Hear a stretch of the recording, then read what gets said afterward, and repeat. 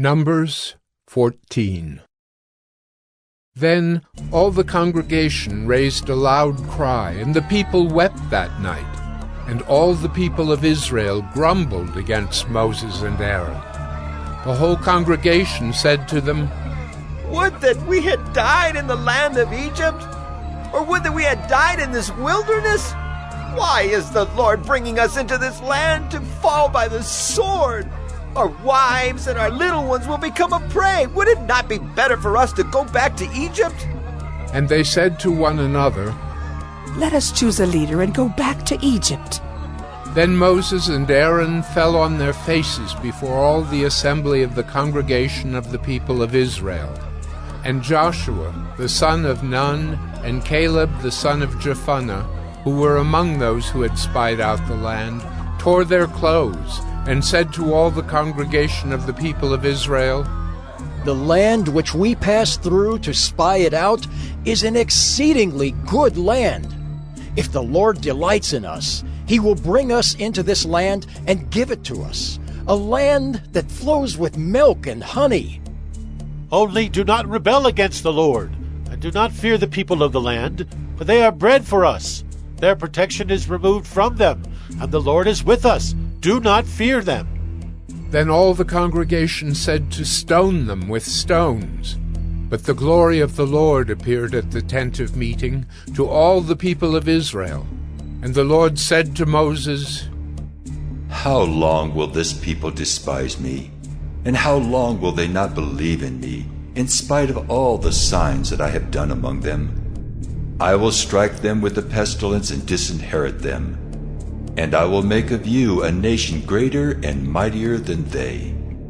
But Moses said to the Lord, "Then the Egyptians will hear of it, for you brought up this people in your might from among them. And they will tell the inhabitants of this land, 'They have heard that you, O Lord, are in the midst of this people. For you, O Lord, are seen face to face, and your cloud stands over them, and you go before them in a pillar of cloud by day and in a pillar of fire by night. Now if you kill this people as one man, then the nations who have heard your fame will say, 'It is because the Lord was not able to bring this people into the land that He swore to give to them, that He has killed them in the wilderness.'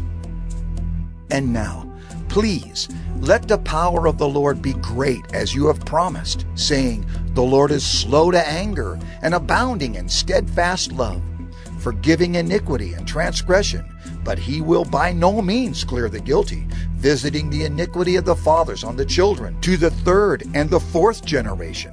Please pardon the iniquity of this people according to the greatness of your steadfast love, just as you have forgiven this people from Egypt until now.'" Then the Lord said, "I have pardoned according to your word.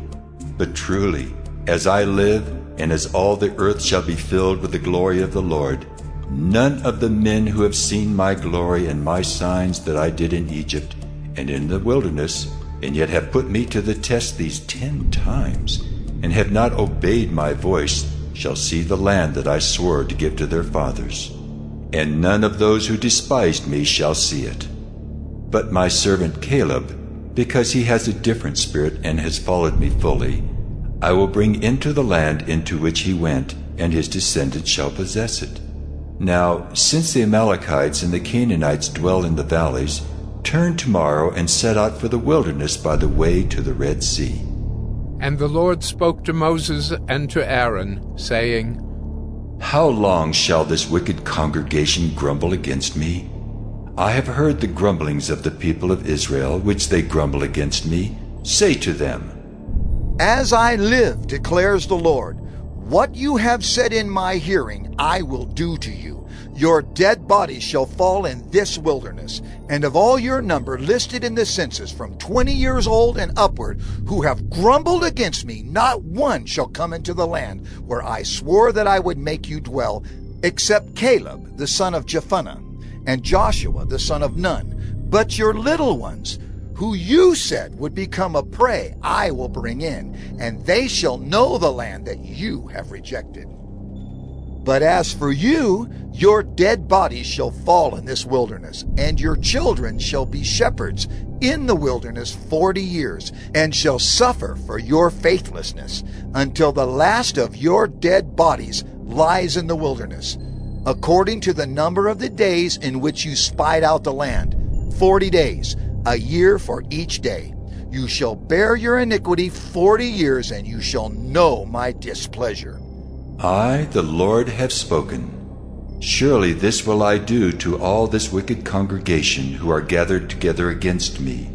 In this wilderness they shall come to a full end, and there they shall die. And the men whom Moses sent to spy out the land, who returned and made all the congregation grumble against him by bringing up a bad report about the land, the men who brought up a bad report of the land died by plague before the Lord.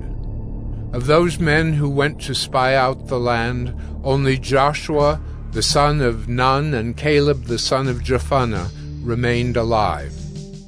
When Moses told these words to all the people of Israel, the people mourned greatly. And they rose early in the morning and went up to the heights of the hill country, saying, Here we are! We will go up to the place that the Lord has promised, for we have sinned. But Moses said, Why now are you transgressing the command of the Lord, when that will not succeed? Do not go up, for the Lord is not among you, lest you be struck down before your enemies. For there the Amalekites and the Canaanites are facing you, and you shall fall by the sword, because you have turned back from following the Lord. The Lord will not be with you.